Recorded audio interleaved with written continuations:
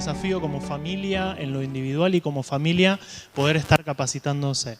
Realmente cuando Samuel me extendió la invitación, realmente es un placer poder compartir aquello que el Señor pone en el corazón, especialmente sabiendo, me dice, no sabés las ganas que tienen ellos de estudiar y cómo estudian, me dice. ¿Es verdad? Y me dijeron, traerles mucha tarea. Me parece que no, me parece que no. Así que, no, como dijo, soy profe en el seminario bautista, enseño griego en diferentes niveles, interpretación bíblica, y otras cosas más, exégesis, homilética, etcétera, etcétera. Ya hace unos años el Señor me llamó y entendí que era necesaria la capacitación como parte del ministerio. Ya hace mucho tiempo que el Señor me llamó, ahora en el 2000 comenzó todo el proceso y, como les decía, entendí que era muy vital el tema de la capacitación. Entonces el Señor me fue abriendo las puertas hasta que ingresé al seminario para estudiar y allí el Señor me fue abriendo caminos. Desde el momento que la primera vez que pisé ahí jamás me imaginé ser uno de los profes del seminario, pero bueno, ahí el Señor, la gracia de Dios lo permitió y hoy me tiene la posibilidad de estar formando a líderes, pastores, misioneros, profetas, evangelistas, etcétera, etcétera, etcétera.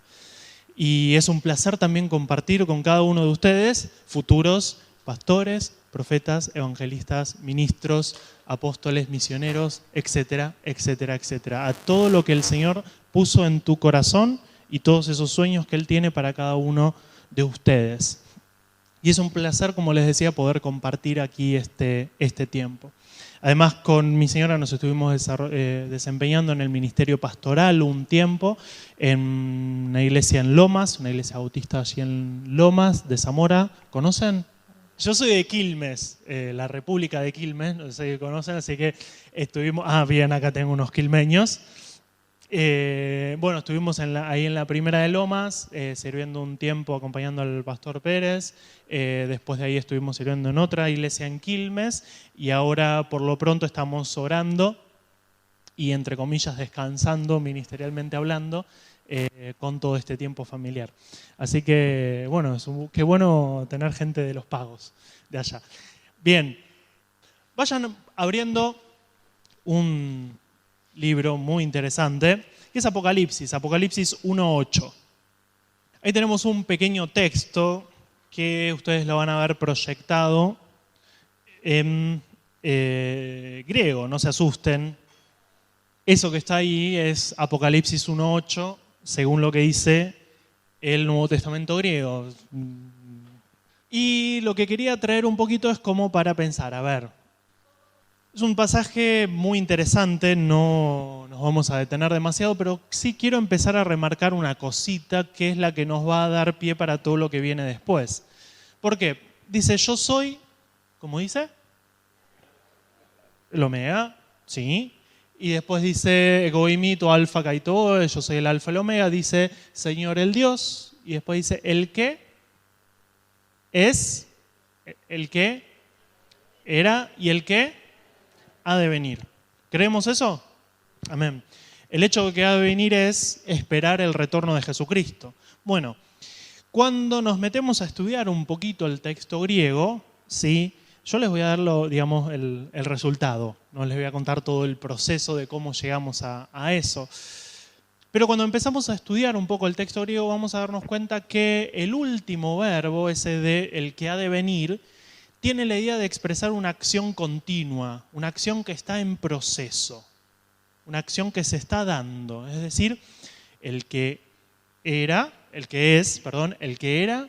y el que, fuerte, el que está viniendo. El que está viniendo. ¿Hay una diferencia ahí?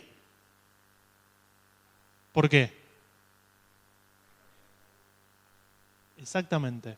Ya tenemos ahí una cuestión. ¿Qué es lo que pasa? Podemos agarrar y ver todas las Biblias. ¿Y cuál es el problema? Que no lo vamos a encontrar eso.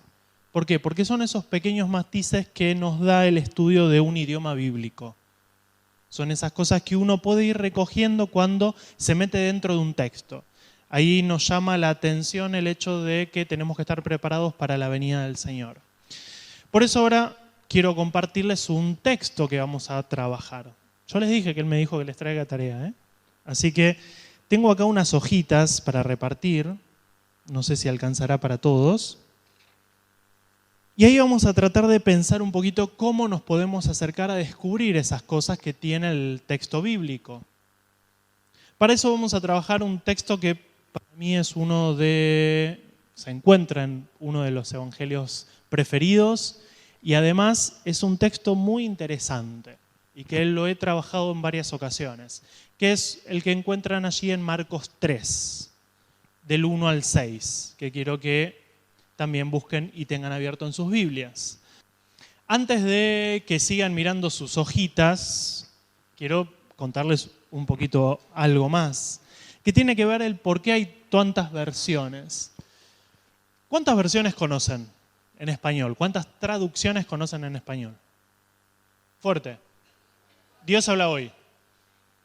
NTV, NBI, Reina Valera en todas sus opciones. Biblia al día, bien. Por allá dijeron algo, no alcanzo a escuchar. Bien, sí. La paráfrasis.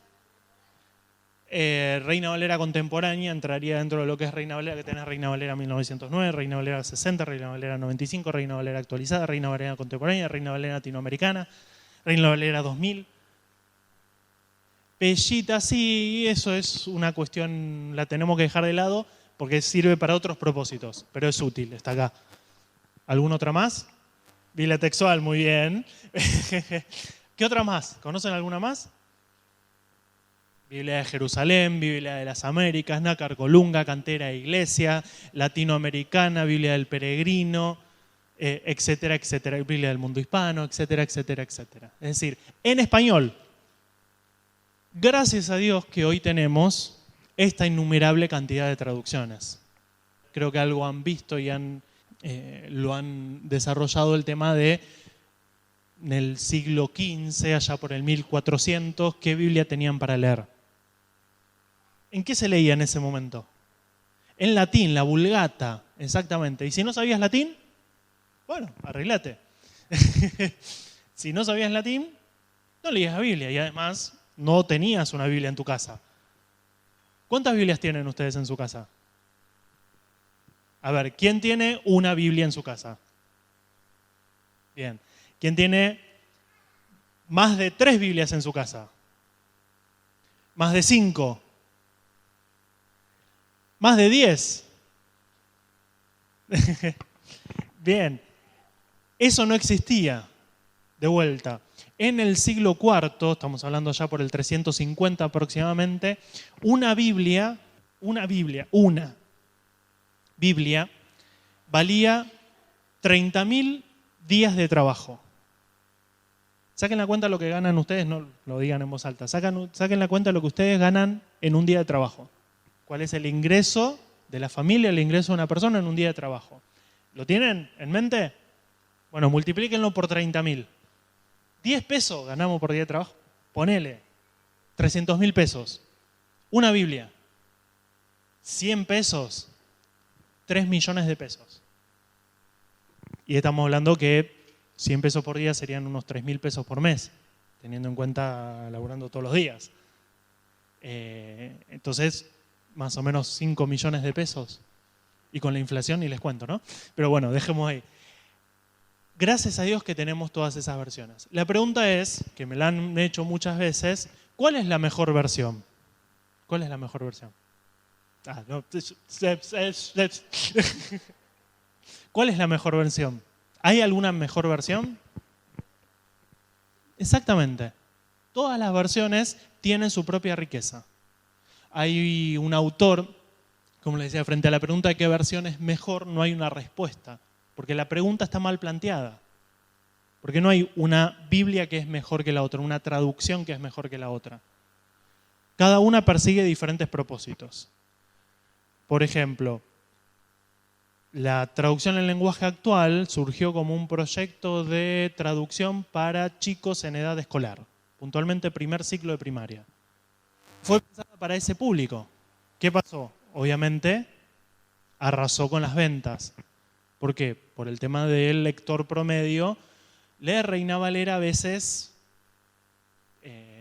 cuesta, porque hay algunas palabras que están complicadas. La otra vez una persona estaba leyendo la Biblia y me dice, ¿qué es signomia?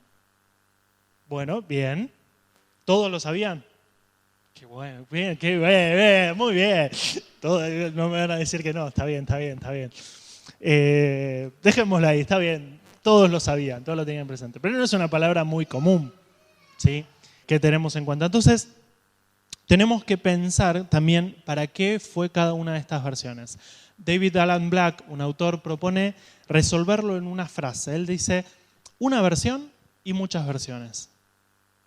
¿Cómo es eso? Vos podés tener tu versión de cabecera, que es la que vos haces tu devocional, que es la que vos tenés, que es la que escribís, que la llenás, que la pintarrajeás toda y que es una versión que vos la ves así normal en nueva, ¿sí? Cuando la ves nuevita es así y la tuya tiene, claro, esta extensión así. ¿Por qué? Porque está recontrausada, tiene 18 millones de papelitos adentro. Todos tenemos esas Biblias. Esa Biblia es la que uno tiene en el corazón, que es la que aprendió los versículos bíblicos en la escuela bíblica, la que le enseñaba y le leía a la abuela, etcétera, etcétera. Está bien que tenga eso. La gran mayoría tiene como esa Biblia de cabecera la Reina Valera 60, que es la que aprendió. Mi suegra, ella se acuerda los versículos de memoria en la Reina Valera 1909. ¿Por qué? Porque era la Biblia que usaban cuando ella iba a la escuela bíblica. La maté, pobre. No es tan grande. Pero era la Biblia que usaba. Es decir, ella fue a la escuela bíblica antes de que saliera la Reina Valera 60. Ya más o menos se dan una idea con la edad. Es esa Biblia que tenemos en el corazón, que nos gusta. ¿Sí? Tal vez te convertiste al Señor hace poquito y en realidad en vez de una Reina Valera te regalaron otra. Y esa es la que te gusta y la que te acostumbraste. Listo, tenela esa como cabecera. ¿Sí? Es esa Biblia. Pero ¿qué es lo que pasa? También uno tiene que tener muchas versiones. Cuando uno está preparando una clase, un estudio bíblico o incluso cuando está haciendo un devocional y les gusta un versículo o algo que le llamó la atención, ahí automáticamente puede ir y buscar otras versiones. No es necesario incluso tenerlo en el papel. Hoy hay muchísimas páginas de internet en donde lo tienen online gratis. Bueno, gratis no porque técnicamente hay que pagar internet, pero bueno, gratis. O incluso con las aplicaciones con los celulares. Hoy ya abrir la Biblia es medio un anacronismo, ya es una expresión pasada de moda, porque hoy no abrimos la Biblia, en todo caso abrís la aplicación de la Biblia, no sé acá. Entonces, es bueno poder prestarle atención a esas muchas versiones. Para un correcto estudio de la palabra es útil recurrir a varias versiones del texto bíblico. Es poder aprender a valorar a cada una de ellas. Pasamos a la siguiente diapositiva, que es lo que nos dice que a la mayoría de las traducciones las podemos agrupar en dos. Y acá es donde ya empezamos a ver esto. Aquellas que son traducciones por imitación formal, es decir, que tratan de imitar el texto hebreo o el texto griego. Y después tenemos el otro grupo que son las de traducciones de equivalencia funcional. Es decir, lo que tratan de hacer es imitar la función que tienen las palabras griegas o hebreas. Por ejemplo, las de imitación formal son, BT es Biblia textual, RB es Reina Valera, todas las Reina Valeras. Biblia de las Américas, LBLA, esa es la Biblia de las Américas. Es una muy parecida a Reina Valera, un poquito más reciente. BJ es Biblia de Jerusalén, en el ambiente protestante y en el ambiente católico es una de las Biblias muy reconocidas, una muy buena traducción. CI, Cantera Iglesias, NC, Nácar Colunga, etcétera, etcétera, etcétera. Y por otro lado tenemos las de equivalencia funcional. NBI, todos la conocemos, Dios habla hoy, Biblia al peregrino, NTV, Nueva Traducción Viviente, Biblia latinoamericana, etcétera, etcétera, etcétera. Lenguaje sencillo, Biblia al día. ¿Cuál es la diferencia básicamente? Bueno, ¿tienen algunas de estas? ¿Sí? Busquen Romanos 12, 20, por poner un ejemplo. Por favor. Amén. ¿Qué es eso? Dice, si tu enemigo tiene hambre, dale de comer, tiene sed, dale de beber, porque haciendo eso, ascuas de fuego amontonará sobre su cabeza. Vamos a leerlo en alguna de las otras versiones. A ver, ¿quién tiene NTV por acá? ¿NBI? Dale. Amén. Dios habla hoy, les leo. Dice, si tienes sed, dale de beber, así harás que le arda la cara de vergüenza. ¿Vieron cuando uno se enoja o le da vergüenza? ¿Qué es lo que pasa? Se pone colorado. Bueno, las ascuas de fuego amontonará sobre su cabeza, de Reina Valera, es lo que está tratando ahora estas versiones de explicarlo. ¿Qué es lo que pasa? El texto griego literalmente dice eso, dice que va a amontonar pedazos de carbones encendidos sobre la cabeza de la persona. Es una manera, una expresión de que se va a poner colorado, ya sea de bronca o de vergüenza. Pero sencillamente es eso. Tenía un profesor ahí en el seminario que es bien norteamericano, bien rubio, bien blanco, y tenía la costumbre que a veces cuando había una situación que lo molestaba, todo muy correcto, uno lo veía como empezaba literalmente a tomar color, hasta quedar, ¿sí? Rojo así, tomate, una cosa. Bueno, eso es lo que está tratando de decir. ¿Cómo nos damos cuenta? Bueno, ahí es donde las diferentes versiones nos ayudan. ¿Por qué? Porque Reina Valera, por ejemplo, está tratando de acercarnos al texto griego. Las otras están tratando de explicarnos. Si ustedes están trabajando en un grupo de estudio, pueden utilizar las dos expresiones. Si están en una clase con chicos, ¿cuál les parece que los chicos van a entender? Tenés que hacer bien para que al otro se ponga colorado. Lo que está pasando es eso. Ahí es donde tenemos que valorar las diferentes versiones. Lo más importante, como le decía, es no menospreciar a ninguna. Muchas veces se escucha tal versión, ¿sí? Y se la critica, sea cual fuera.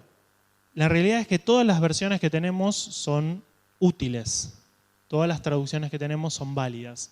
En última instancia es cuestión de gustos. Si a vos te gusta más una versión, claro, no menosprecies la que le gusta al otro.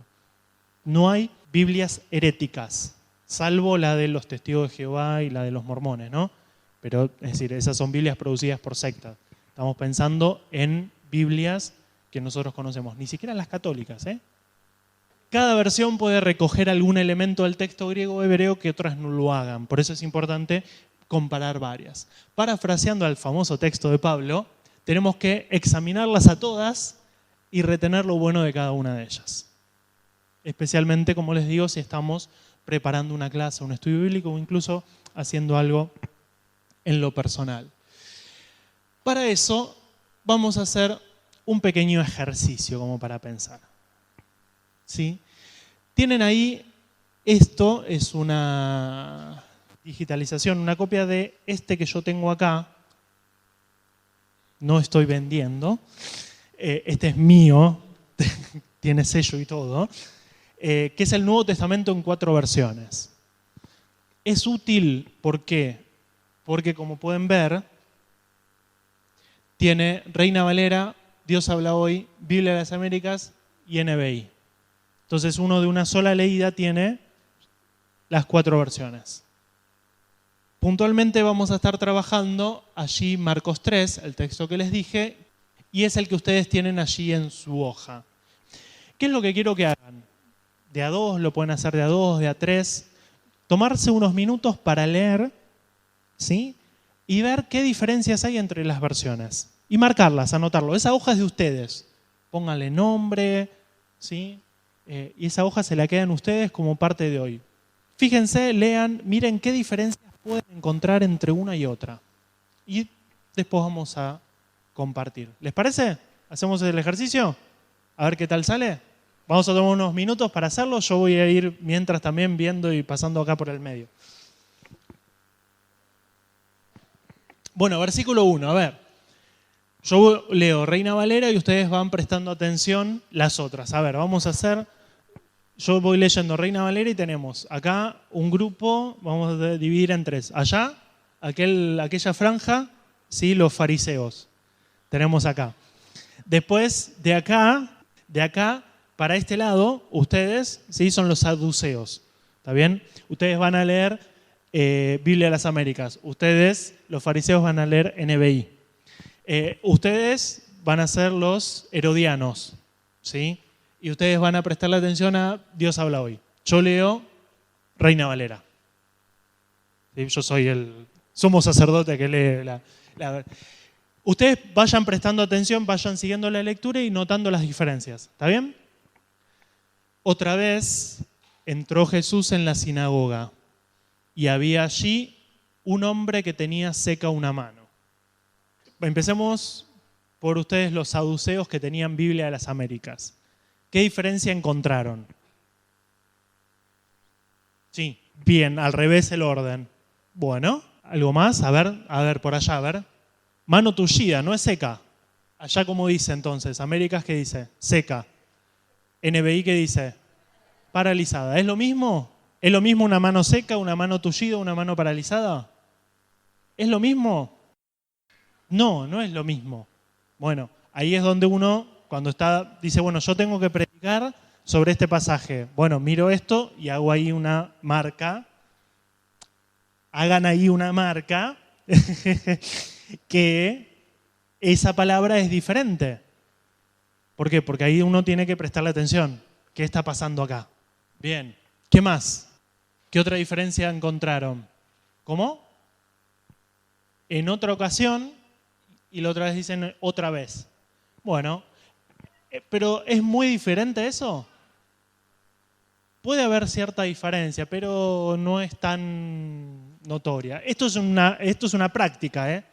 Es decir, al principio nos va a costar un poquito más y después, mientras más practiquemos, más rápido nos va a salir.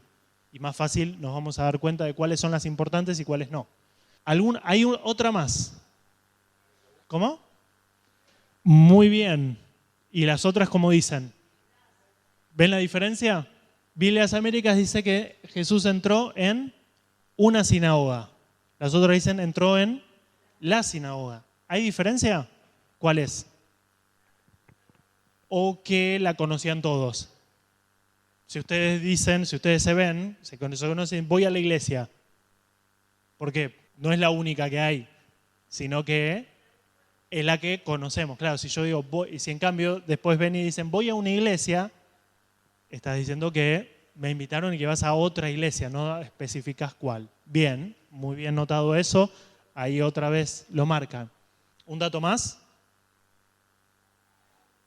En ella. Sí, está bien, pero ahí no sé si cambia demasiado el sentido. Había allí, había en ella. Sí, otras maneras de expresar. Hay una que me parece que es la que les está faltando ahí, en el versículo 1. Bien, esa era la que estaba pensando. Bien los fariseos.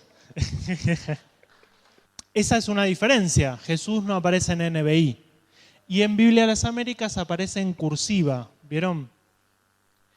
En Biblia de las Américas aparece en cursiva cuando en realidad no está en el texto original, sino lo que se hace es completar el sentido.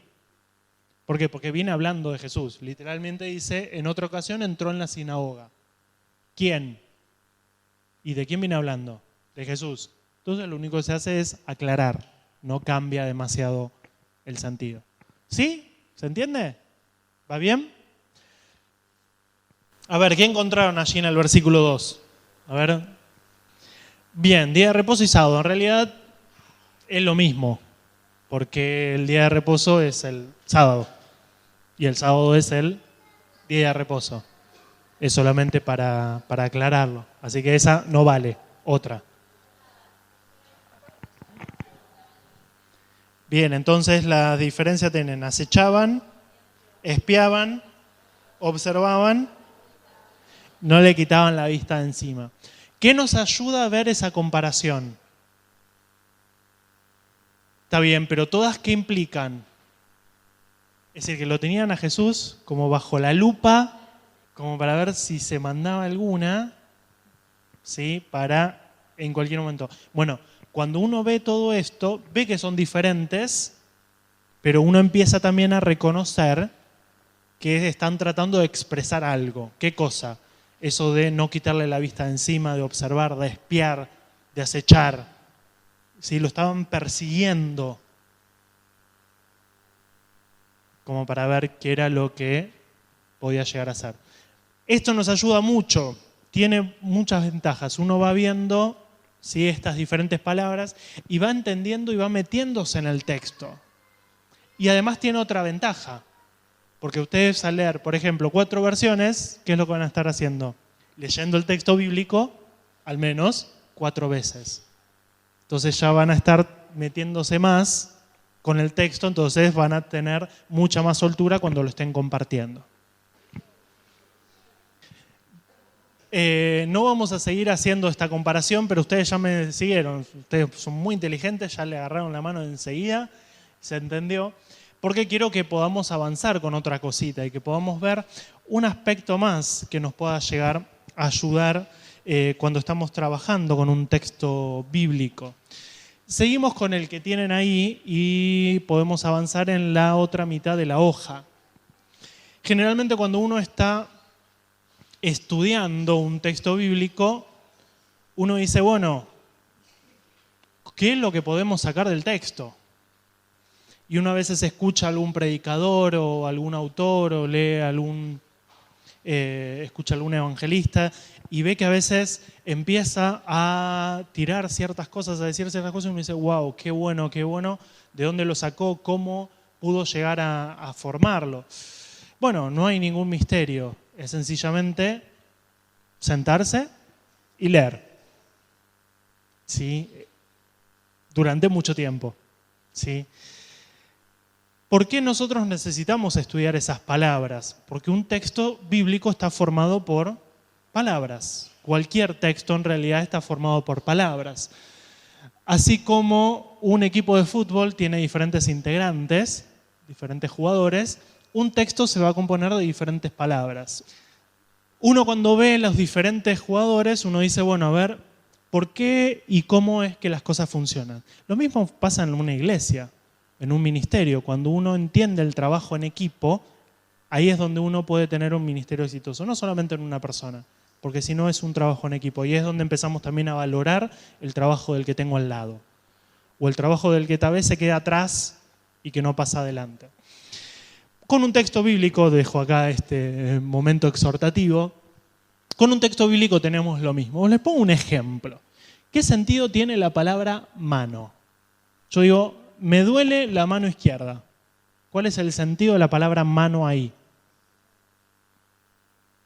¿Pero qué significa la palabra mano? Sí, ¿qué es lo que le duele? ¿Pero qué es? Una parte del cuerpo.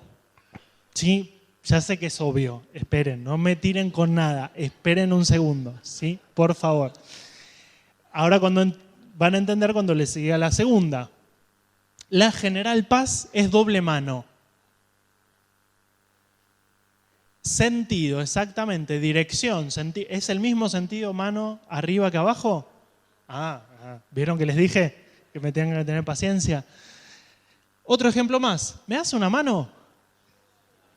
Soy mano jugando a las cartas. ¿Qué? El primero, dice acá la hermana, que estaba jugando a las cartas bíblicas, obviamente, ¿no? Una reunión de oración, las cartas bíblicas, así. Seguimos espirituales. ¿Cuántas manos van jugadas? ¿Cuántas rondas, cuántas vueltas, cuántos partidos? ¿Vieron cómo va cambiando el sentido de la palabra mano? La misma palabra, ¿cómo puede significar diferentes cosas de acuerdo a qué? Al contexto, es decir, a dónde está siendo utilizada. Uno cuando está leyendo un texto bíblico tiene que también tener cuidado con eso. Porque no es lo mismo cuando Jesús dice, toda la ley se resume en esto, ama a Dios y ama a tu prójimo, al decir la ley y los profetas. Toda la ley está expresando la ley como el mandato de Dios, como la voluntad divina. Cuando dice la ley y los profetas, se está pensando en los 5 primeros libros del Antiguo Testamento. Son dos cosas diferentes. ¿Se entiende? ¿Sí? Entonces uno tiene que estar prestando atención a lo que significa también los términos y a cuándo es usada. Entonces, ¿qué palabras ustedes pueden estudiar cuando están leyendo un texto? En primer lugar, aquellas palabras que son cruciales en el pasaje. Esas palabras que son importantes y que son dentro del mundo bíblico de peso teológico. El sentido del pasaje va a depender del significado de esas palabras. Esos términos están cargados de sentido teológico o histórico. Por ejemplo, fe, salvación, justicia, pecado, pacto, reino, alianza. ¿Qué otra se les ocurre? Redención, bien. ¿Qué más? Amor, bien, no sé quién lo dijo. Por acá que dijeron, perdón, arrepentimiento. Son esas palabras que uno sabe que en el mundo bíblico, tanto el Antiguo como el Nuevo Testamento, tienen una fuerza especial. Entonces uno ya le tiene que prestar atención a eso. Un ejemplo, Romanos 5.1, ¿se acuerdan? ¿Se acuerdan de memoria? Justificados pues por la fe tenemos paz para con Dios por medio de nuestro Señor Jesucristo. ¿Cuántas palabras importantes tenemos ahí? Justificados, fe, paz. Tenemos paz por medio de nuestro Señor Jesús, podemos incluirlo, Cristo.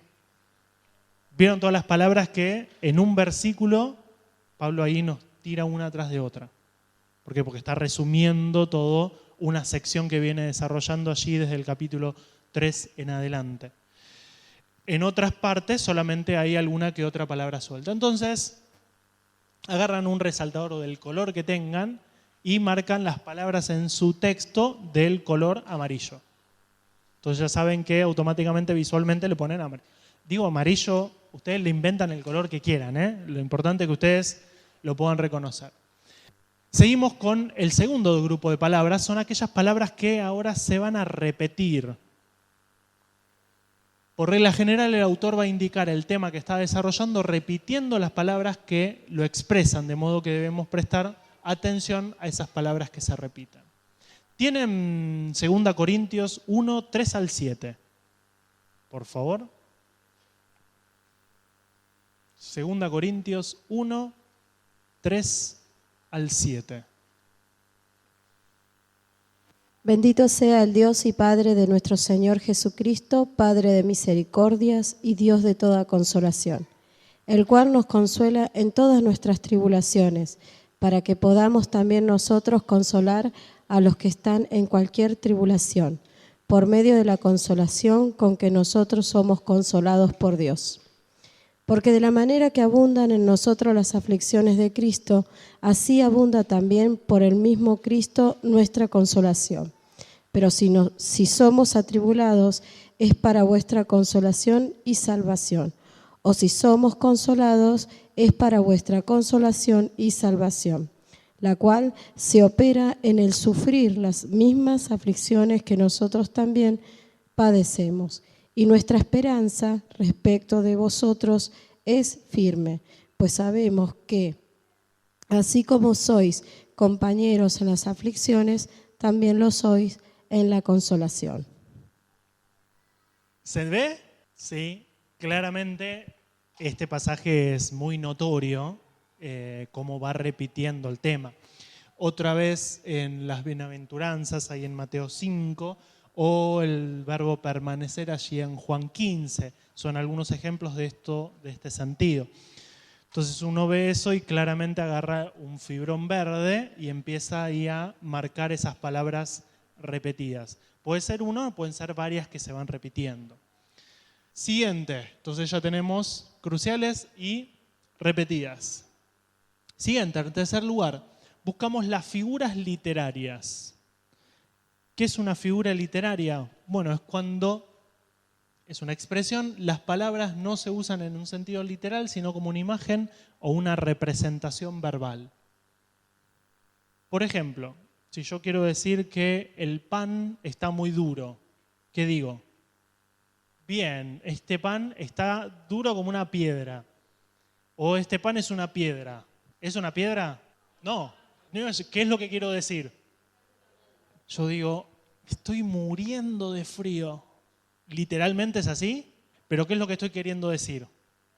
Que siento yo mucho frío. Es decir, una figura literaria, además de resaltar un elemento, de llamarnos la atención, también está cargado de emoción, ¿sí? Cuando se dice, por ejemplo, que los árboles batirán palmas. Exactamente. Ese batirán palmas es precisamente el movimiento de los árboles en donde las ramas van chocando una con otras. Pero ¿qué es lo que hace? Trata de expresarlo como si fuera una imagen en la cual los árboles aplauden, y acá estamos frente a los cánticos del ciervo, etc. Es decir, como que los árboles también van a aplaudir. Claramente es una imagen. Oh Jesús, yo soy la puerta. ¿Jesús es la puerta? Ah, se quedan pensando. ¿Amén o no? Amén. ¿Pero es la puerta? ¿Es una puerta? Pero, a ver, ¿estamos diciendo que Jesús es una puerta? No. ¿Qué es lo que queremos decir con eso? Ahí estamos. Bueno, ¿qué función tiene una puerta? Entrada. ¿Qué más? Acceso. ¿Qué más?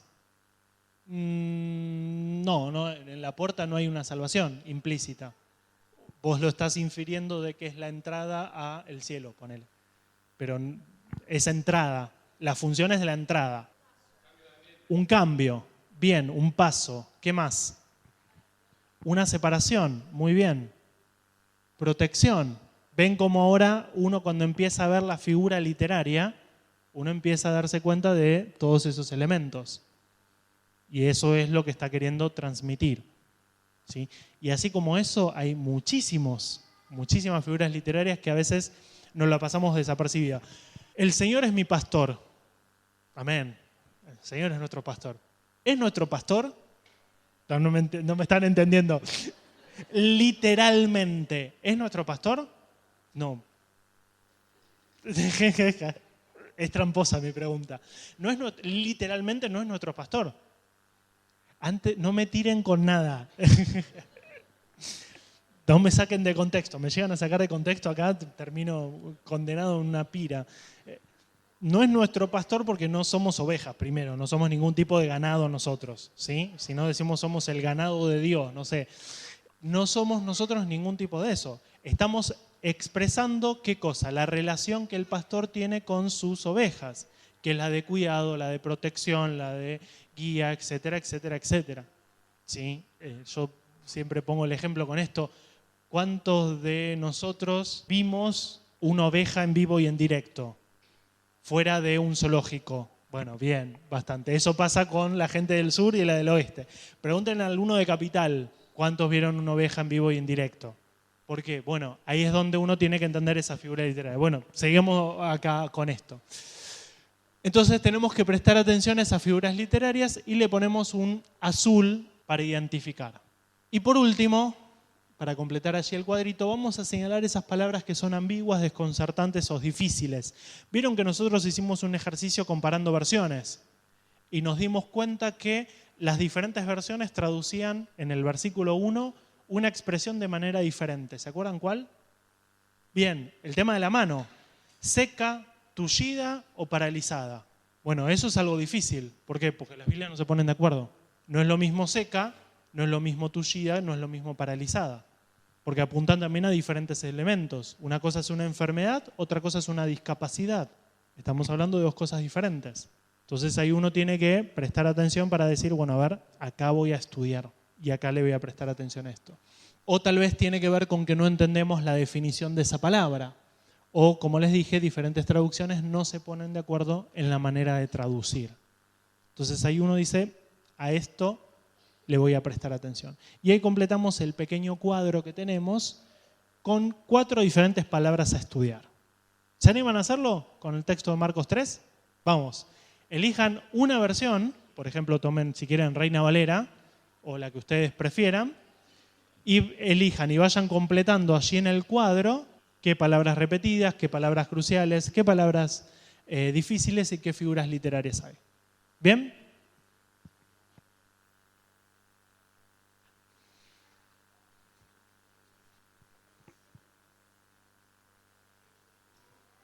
Bien, ¿va queriendo? Vamos a ver, vamos compartiendo a ver qué les quedó. Empezamos con las repetidas. ¿Qué palabras repetidas encontraron allí? Mano, bien. Mano o mano, claro, mano seca. Es decir, las dos, como las dos. Pero la otra vez aparece mano sola, así que mano o mano seca puede ser. ¿Qué otra? ¿Alguna otra?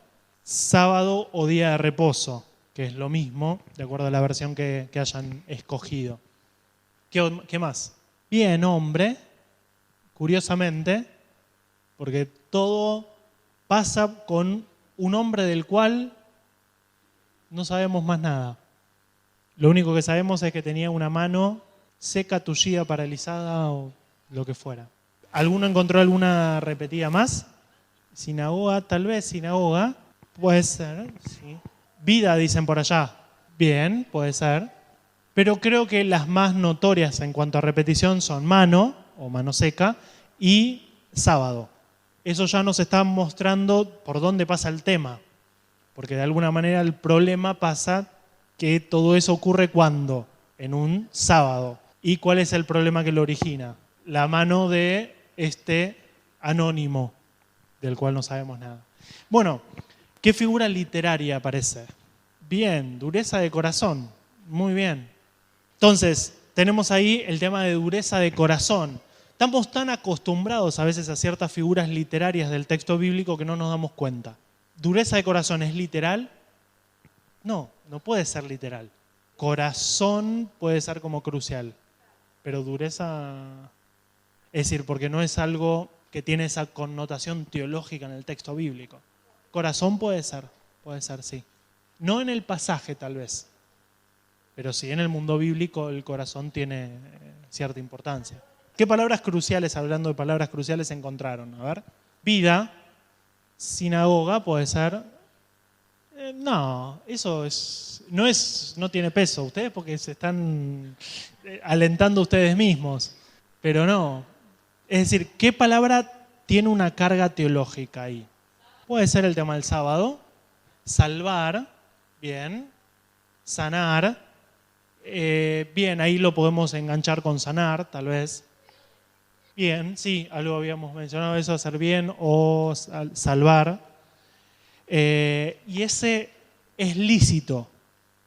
Reina Valera dice es lícito o está permitido, porque esa es una terminología judía sobre lo que estaba permitido según la ley, no según la ley lo que está escrito, sino la tradición que ellos seguían. Entonces, lo están tratando de poner a Jesús en un aprieto. Mejor dicho, Jesús los está tratando de responder a ellos según como a Jesús muchas veces lo pusieron en un aprieto. Entonces él está preguntando, ¿es lícito? Él está preguntando no de acuerdo a la ley, sino de acuerdo a la tradición de ellos. Y por último, las difíciles. Bueno, si no conocen quiénes son los herodianos, puede ser un buen momento para investigar. Tullida, bien, seca, tullida, paralizada. ¿Ubican quiénes son los herodianos? Un grupo afín a Herodes, un grupo político-religioso afín a Herodes.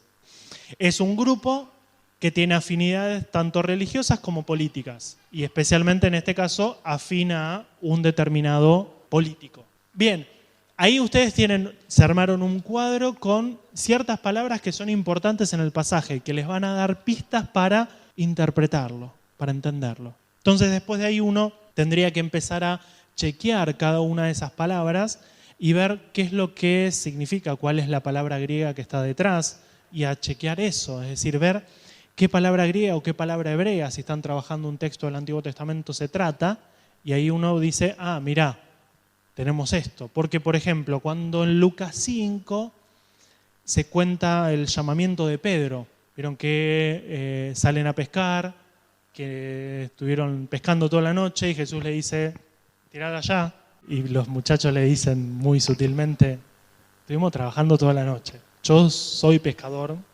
soy hijo de pescador, vos podés sanar ciegos, sordos, resucitar muertos, pero de pesca sé yo, ¿sí?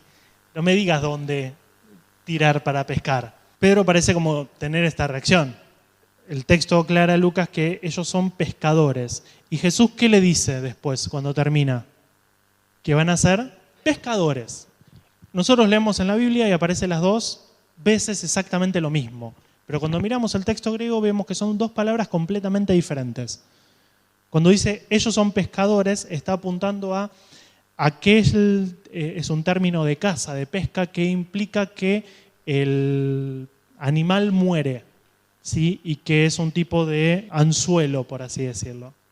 Un tipo de pesca. Mientras que cuando utiliza el otro término, implica que es un pescar, pero que implica que los pesca con vida. Y es más, hay cierto indicio ahí teológico que puede llegar a pensar en el tema de no solamente pescar con vida, sino de vivificar, de pescar y dar vida.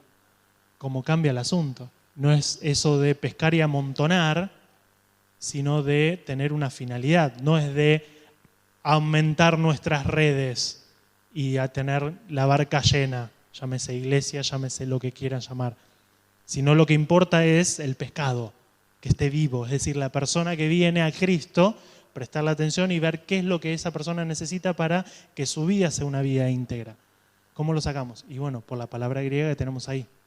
La anotamos porque la repite y porque en el texto es una palabra crucial. Pero si no nos empezamos a meter con el texto ahí, no nos damos cuenta. ¿Se ve? Acá tenemos una lista de esto. Algunas cuestiones como para ver. Bueno, hay muchísimo, la verdad. Es un pasaje muy interesante. Cuando llamaron la atención sobre el tema del hombre, ¿por qué no lo llama por nombre? Conocemos a Bartimeo, ¿sí? Conocemos a un montón de Marías, un montón de Martas, a Lázaro. ¿Por qué este fulano no sabemos el nombre? Es muy interesante cómo el texto lo pone a esta persona en el anonimato. ¿Dónde estaba? ¿Dónde estaba este hombre? En la sinagoga, es decir, estaba en la iglesia, digamos. Estaba sentado acá entre nosotros. Y los que estaban ahí no reconocían que esa persona tenía una necesidad. Tal vez la persona que nosotros tenemos sentado al lado no sabemos ni el nombre y no nos damos cuenta que está teniendo o padeciendo una necesidad. ¿Por qué? Porque estamos más preocupados por otra cuestión, por hablar mal o por mirar al otro a ver si se manda alguna o no, en vez de darnos cuenta del otro que está teniendo una necesidad y que del cual no sé el nombre. Es más, lo conocemos por el rengo, en este caso es el tullido, para pensar, ¿no? Esto ocurre en sábado, la importancia de estas costumbres, de estas tradiciones, que a veces se ponen por encima de la persona. ¿Qué es más importante, el sábado o el hombre? Para nosotros decimos al toque el hombre, pero para ellos, ¿qué era más importante? Claramente el sábado. Eso es lo que el texto nos está tratando de decir. Yo estoy tomando las palabras que fuimos recogiendo, ¿no? Que es por donde va pasando el foco del texto.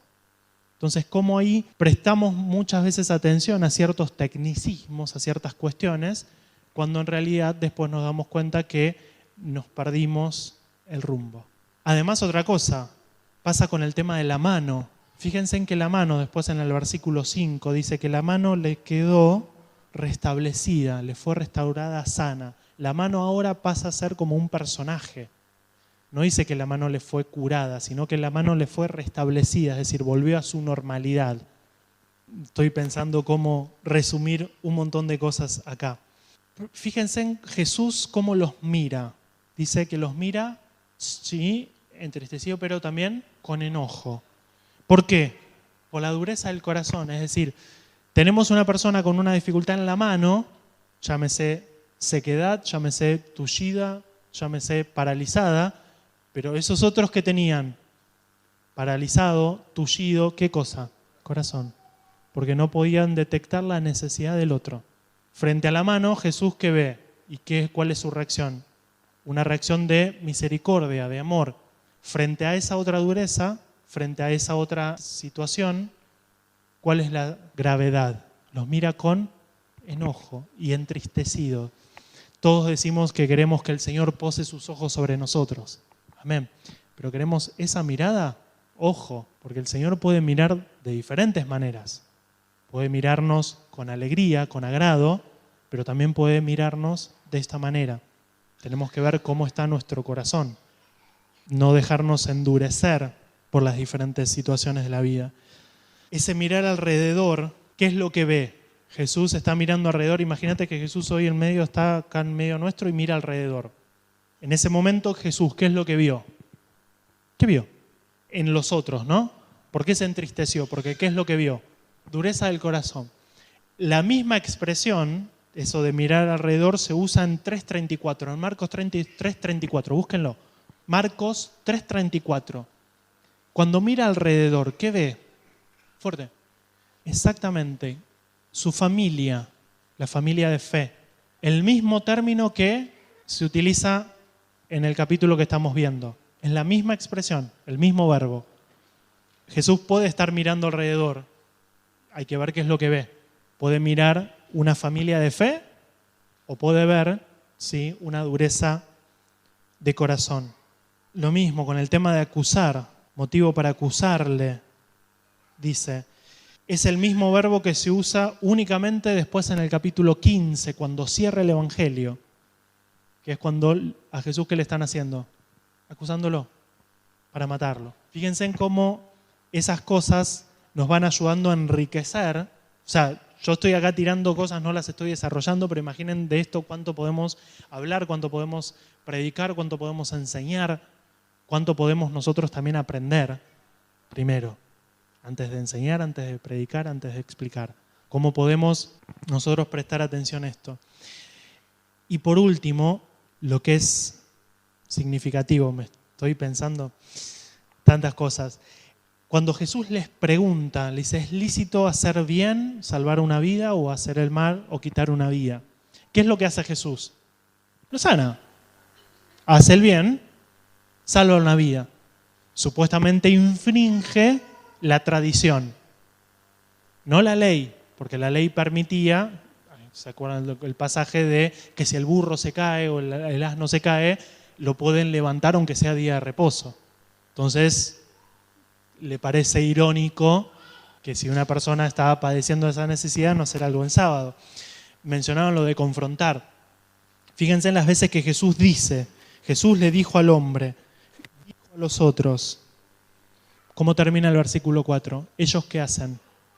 Se callan. Frente a la palabra de Jesús, frente a esa confrontación de Jesús, no pueden decir nada. Y miren cómo termina el pasaje. ¿Qué es lo que hacen ellos? ¿Para qué cosa? Para matarlo. Lo mismo que lo acusaban a Jesús, de que a ver si todavía iba a sanar para acusarlo. Entonces Jesús les dice, bueno, está bien, yo sano, pero ¿ustedes qué hacen en un día de reposo, en un sábado? ¿Qué hacen? Hacen planes para matar. También infringen la tradición. Ese es un giro genial del evangelista. Jesús, está bien, infringió la tradición, no la ley, pero ellos también. Con una diferencia. Exactamente. Ahí está el asunto.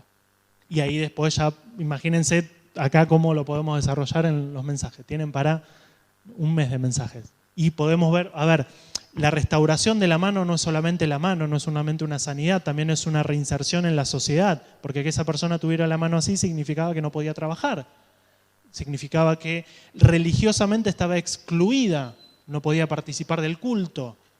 Que Jesús lo sane no implica solamente que, ay, qué bueno, me sanó, sino también que bueno, voy a poder empezar a trabajar, voy a poder empezar a mantener a mi familia, me voy a también poder participar del culto. Es decir, lo reinserta en la sociedad, en su mundo, le devuelve la vida con todo lo que eso implica.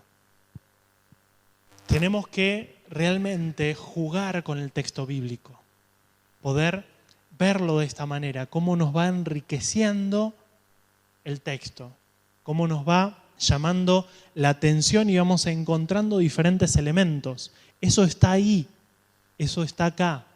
No lo inventé, no lo leí en otro lado. Eso es lo que está en el texto bíblico que ustedes tienen delante. Lo importante es aprender a empezar a desenterrar esos tesoros. Y es un ejercicio. Es un ejercicio que ustedes vienen haciendo durante todo este año. El hecho de estar todos los sábados, de hacer el esfuerzo de estar aquí, porque sé que es un esfuerzo, porque están dejando familia, otras actividades, etcétera, etcétera, pero es una inversión para el reino. Para ustedes y para los que van a venir después de ustedes. Para los que van a venir después de ustedes. Porque no tenemos ni idea lo que el Señor puede hacer con cada uno de nosotros. No tenemos ni idea lo que el Señor puede hacer con cada uno de nosotros. ¿Amén a eso? Porque confiamos realmente que ese Señor es poderoso para hacer todas las cosas mucho más abundantemente de lo que pedimos y entendemos. ¿sí? Realmente es un placer compartir así un poquitito de lo que la palabra de Dios tiene para nosotros. Espero que haya sido de bendición para ustedes y los desafío a continuar estudiando, a continuar capacitándose, a continuar buscando al Señor y a preguntarle al texto bíblico. El Señor nos va a hablar, el Señor nos quiere hablar y nos quiere bendecir. Que el Señor nos bendiga y que cuando nos mire, no vea un corazón poroso, un corazón duro, que vea un corazón sensible en cada uno de nosotros. El Señor les bendiga. Amén.